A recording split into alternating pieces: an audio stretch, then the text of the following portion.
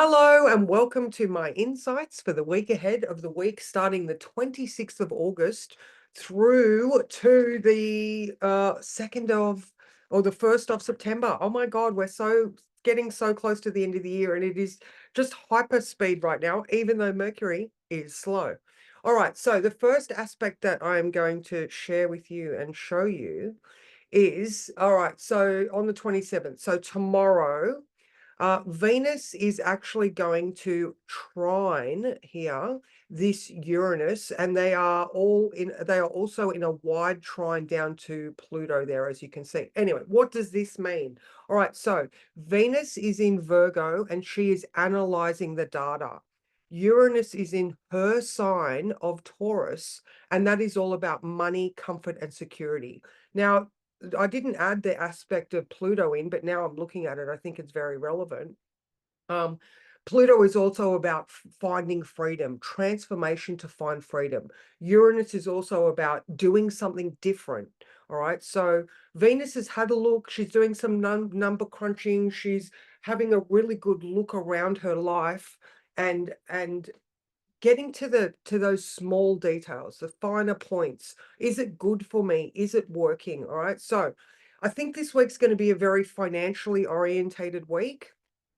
So, a great time to do a budget, stuff like that. Maybe you're looking around your house and things aren't resonating with you. Maybe you could do a little bit of move the furniture around. All right. Stuff like that. Now, also, if you are in discomfort, now, Taurus rules the neck and the throat, the thyroid. The sun is in Virgo, which is all about, this is a very health orientated sign. And Venus in these last couple of days of Virgo she's acting like a nurse or a green witch. So I do feel like there is a push to get any medical issues that you have on your mind, it seemed to, even if you're just making appointments. All right. So any alternate health practices or, general medical stuff. So, you know, because that's always, I mean, look, we always avoid going to the doctors. Most people do, especially now with the state of our system. But I just feel like, that also this sun conjunct coming up to conjunct Lilith. There is something unseen about this, all right? So we're digging deep to figure out and find answers.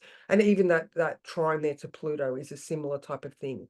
There are answers coming because you've looked and you've seen something, or you've admitted that something's not feeling right, and then you're putting it all together. Okay, so that was just for Tuesday. Now I'm going to go straight to the 29th. This is going to be a quick one this week. The 29th is massive. All right, so we have Mercury going direct. It is still going to be slow for a couple of days. All right, we have to wait until, maybe Monday. If you've got anything uh, contractual or starting something new, wait for Monday, because then, it's got a couple of days to wake up, have a coffee, start getting moving again. Like I often use the roundabout analogy. you know, Mercury's at 21. All this way around is still 21. So we need to wait until it starts moving off that 21st degree to things will start to unfold then. All right, so that was the first thing for the 29th. So another one is Venus is going to move into Libra. Yay. Now that is actually at 11:23 p.m. So Mercury goes direct at 7:14 a.m. All right. And then Venus into Libra, her own sign, where she is so happy and beautiful and aesthetic and lovely and charming, and using her feminine wiles to impress people. All right, so that's going to be more of a Friday thing. We'll start to really feel it because it's at midnight. Oh, it's at midnight here in Australia. All right, so we have that. Now, Venus is also opposing Neptune. All right, so here we can see 29 and 29. So this could be a little bit of confusion, or Because she is at that 29th degree of Virgo, and it is the culmination of all of the degrees of Virgo, she could be gaining some pretty specific clarity. And maybe I feel like what I'm feeling right now is there could be some sort of spiritual understanding, just like a full moon. It shines its light, they're shining their light on each other, or that influence is highlighting the other one. So it could be the hyper analysis that has cleared the confusion, or she's got to a point where she can integrate it into maybe a spiritual meaning, something like that.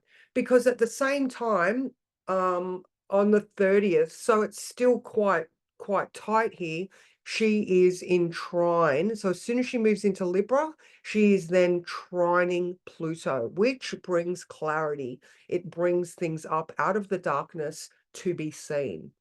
So like I said, that hyper analysis, that trine to Pluto, and if it is that, that's beautiful. Also, look, I'm looking here right now, which I haven't written this one down. The sun is going to be exactly trine Hygeia, and I love Hygeia. She is our mental health and well-being. She's the safeguards that we put into place so that our well-being is first and foremost the most important thing that we are looking for in life, because you are it. You are the center of your universe. And yeah, your family is important, but if you're not functioning well, then they're not getting the best from you as well. So, this includes, maybe these realizations that allow you to integrate a spiritual understanding. So, overall, now with Virgo, it's all about you, self-care, health-care, doing everything that you can for your well-being. And then look, even with the moon in Cancer, you know, it just makes everything else better when you focus on yourself first. Okay. And that's not being selfish either. That's honoring you and your environment. So they were the major aspects for the weeks that I wanted to talk about. And, we watch the moon go, it goes into Gemini today at 1 o'clock. Then it goes through Cancer, where we're looking at, our family, our ancestry. So right now, the first bit of the week, we're starting to communicate. Mercury is back online. We're able to start talking about things, or if there was confusion with the retrograde, the clarity. All right. So, and then into Cancer, where we're looking, like I said, at our family, our homes. Earlier I just said, maybe it's a good time to shuffle your home environment around. And then it moves into Leo, where, if we are honoring ourselves, looking at our past history, seeing the patterns and where we got them, maybe when we move into Leo, we can stand tall and proud and, and have the confidence, and to be creative, to speak our truth, to enjoy our children and our romances as well.